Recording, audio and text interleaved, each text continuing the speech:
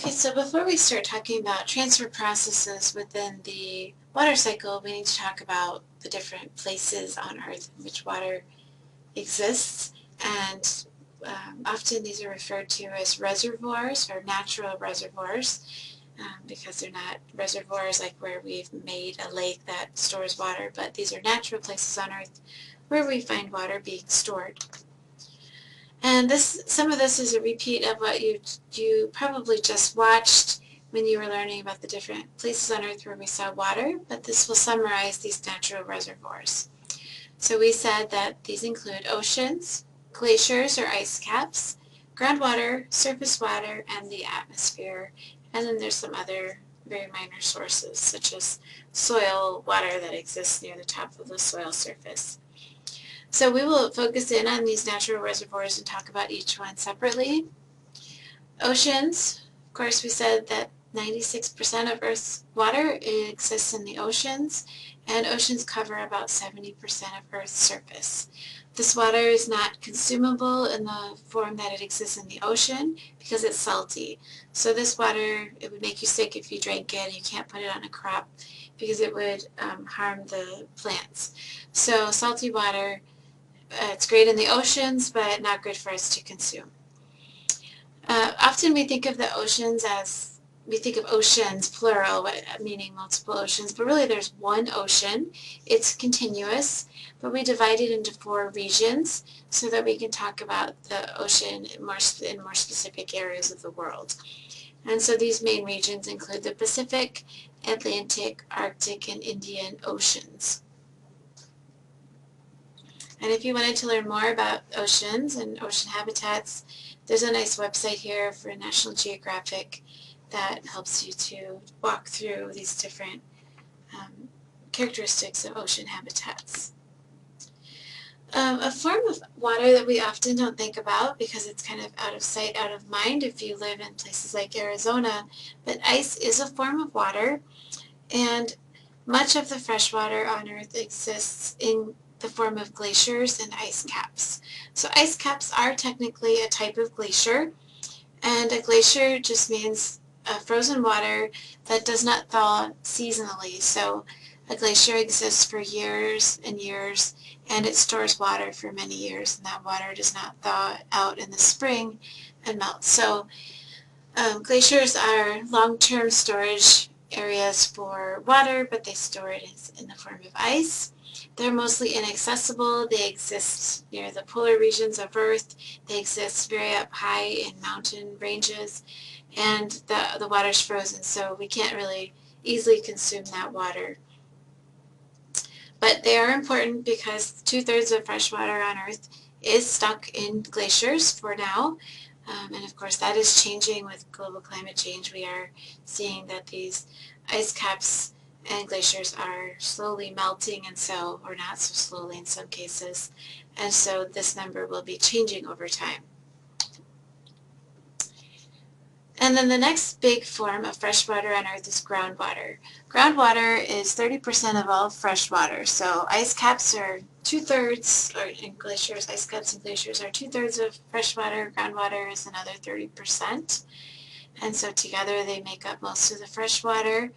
Groundwater is very unique because it is a great source of water for consumption. It's fresh water, it's not salty, it's not frozen, and it's usually pretty clean because this water gets filtered as it percolates down through soil systems, which help to remove contaminants a little bit, although contaminants can still get into groundwater, but it is a fairly clean source of water, especially as you go deeper into the ground, into the aquifer. So this is a nice schematic of groundwater, and we will come back to this picture. First, let's go over some groundwater terminology. So groundwater is water that infiltrates soils and then gets stored in aquifers. And aquifers, on that nice picture we had, an aquifer is any underground layer of porous material. That can be rocks or soils. And so in the case of rocks, you might have rocks that are connected. They're going to have cavities formed in the rocks, and these can be connected and water can travel through them. Sometimes aquifers exist very far below the surface, so you can hear of people pumping groundwater from 1,000 feet below the surface of Earth. The water table is the upper surface of groundwater. So if you've ever gone to the beach, and I use this example because in Arizona you could dig really far down in some areas before you get to the water table. But if you've gone to the beach and you dig down in the sand, water will start to come into your hole if you dig down far enough, and that is the water table. So the level to which the water comes into your hole that you've just dug, that's the top surface of groundwater. Anything below that surface is called the saturated zone. So below that level of water, that's where the porous materials are filled up or saturated with water. Anything above that water, you might have water that rises up through the soil through just like it would in a straw, how liquid rises up in a straw due to the cohesion of the water molecules.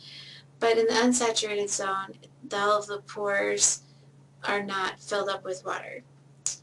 Another term with groundwater terminology that's important is recharge area.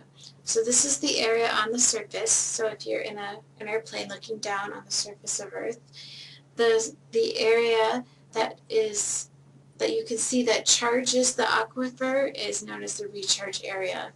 And so often the recharge area is greater than the surface, is greater than the extent of the aquifer, because mountain ranges will drain water from the mountain range downhill, and then when they encounter the valley, that water will percolate and sink into the ground, and it recharges the aquifer.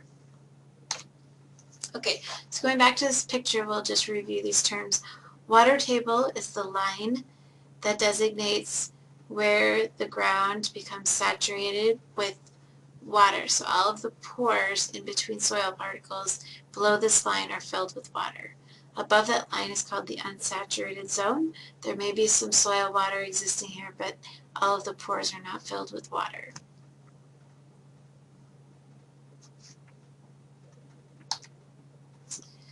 Okay, one thing that we will discuss later on is drawdown.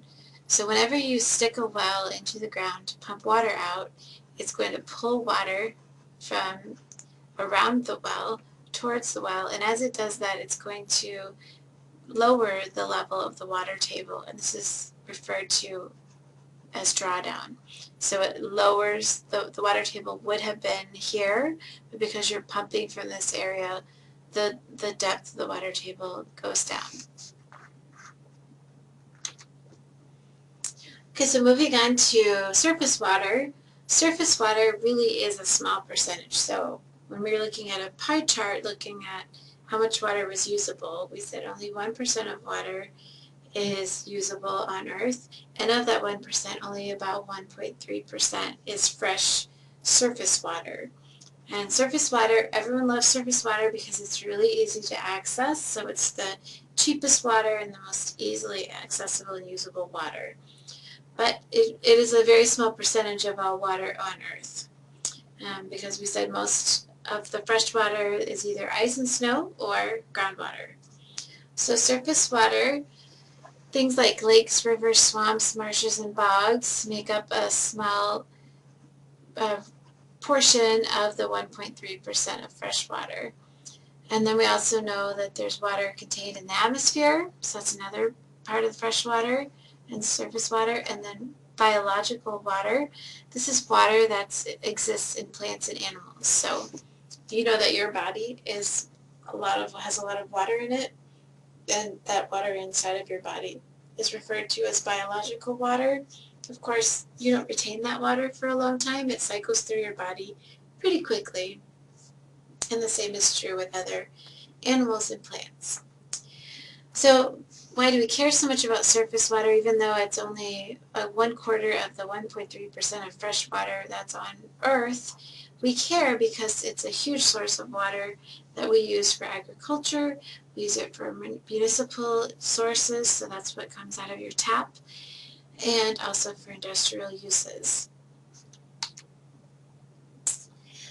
When we're talking about surface water, there's some terms you probably already know. Most people are pretty familiar with surface water terminology, but lakes and reservoirs, these are low spots where runoff accumulates on the surface of the landscape, which is different from groundwater, and then the lakes can recharge groundwater underneath them. The difference between a lake and a reservoir is just that a lake is naturally existing and a reservoir is a man-made lake. Other terms you've probably heard: rivers, streams, creeks, canals. River is just a big stream or a big creek, and then a canal is a man-made river that helps to move water from one place to another. So all of these rivers, creeks, streams, and canals are just transportation areas where water flows from one area of the surface to another.